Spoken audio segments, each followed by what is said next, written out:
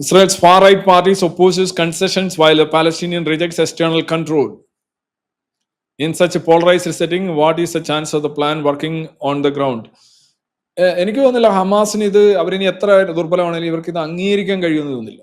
അവര് ആംനസ്റ്റി ഒക്കെ വാങ്ങിക്കാന്ന് പറഞ്ഞു കഴിഞ്ഞാൽ അവരെ സംബന്ധിച്ച് എന്തോ ജീവിതമേ പ്രശ്നമല്ല എന്നൊക്കെ പറഞ്ഞ് തുടങ്ങിയ ടീമുകൾ ഇസ്രായേലിന്റെ കയ്യിൽ നിന്ന് ആംനസ്റ്റി ഭിക്ഷയായിട്ട് വാങ്ങിച്ചിട്ട് അവിടെ ജീവിക്കുമെന്ന് നിങ്ങൾ കരുതുന്നുണ്ടോ? ഇല്ല. ഇത് സംഭവിക്കാനുള്ള ഏറ്റവും കൂടുതൽ ചാൻസ് അവര് കുറെ റെക്കമെൻഡേഷൻ പറയും.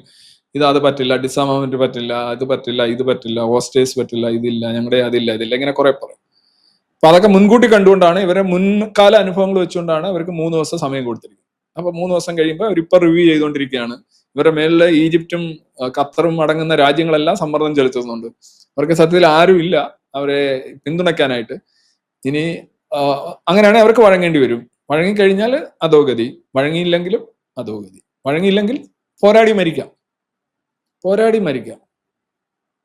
വായ്ത്താളമല്ല, വായ്ത്താളമൊക്കെ എളുപ്പമാണ്. പോരാടി മരിക്കുക, അങ്ങനെ ഇതുവരെ അവർ ചെയ്തിട്ടില്ല.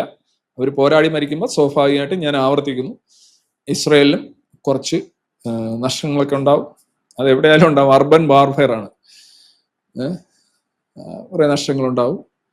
ചിലപ്പോൾ ഹോസ്റ്റേജസ് എല്ലാം കൊല്ലപ്പെട്ടെന്ന് വരാം, കുറച്ച് പേര് കൊല്ലപ്പെട്ടെന്ന് വരാം.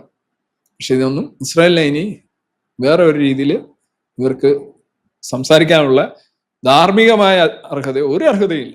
പിന്നെ മുന്നിട്ട് വെച്ചത് വേണ്ടെന്ന് പറയുന്ന ഹമാസാണ്. ഇനി ഉണ്ടാകുന്ന ഓരോ കുറ്റകൃത്യങ്ങൾക്കും, ഓരോ പ്രശ്നങ്ങൾക്കും, ഓരോ നാശങ്ങൾക്കും ഉത്തരവാദി ഹമാസ് മാത്രമാണ്.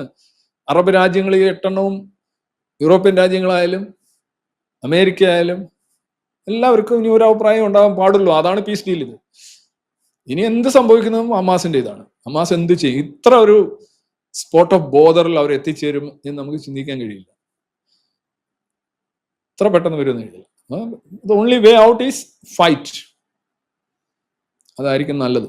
അതായിരിക്കും കുറച്ചുകൂടെ. ഇതുവരെ പറഞ്ഞതിനോട് എന്തെങ്കിലും പുറത്തു വന്ന് ഫൈറ്റ് ചെയ്യൂ, ജനങ്ങളെ രക്ഷിക്കൂ. നീയൊക്കെ കാരണമാണ് ഈ ജനങ്ങൾ ഇവിടെ അനുഭവിച്ചുകൊണ്ടിരിക്കുന്നത്. അവർക്ക് ആഹാരം ഇല്ലാതെ ഇരിക്കുന്നതും അവിടെ ആഹാരം എത്താത്തത് കൊണ്ടല്ല, അവിടെ വിതരണം ചെയ്യുന്നതിനൊക്കെ നീ തടസ്സമായി നിൽക്കുന്നുണ്ടാണ്. നീ മാറുക എന്നുള്ളതാണ്. Free Gaza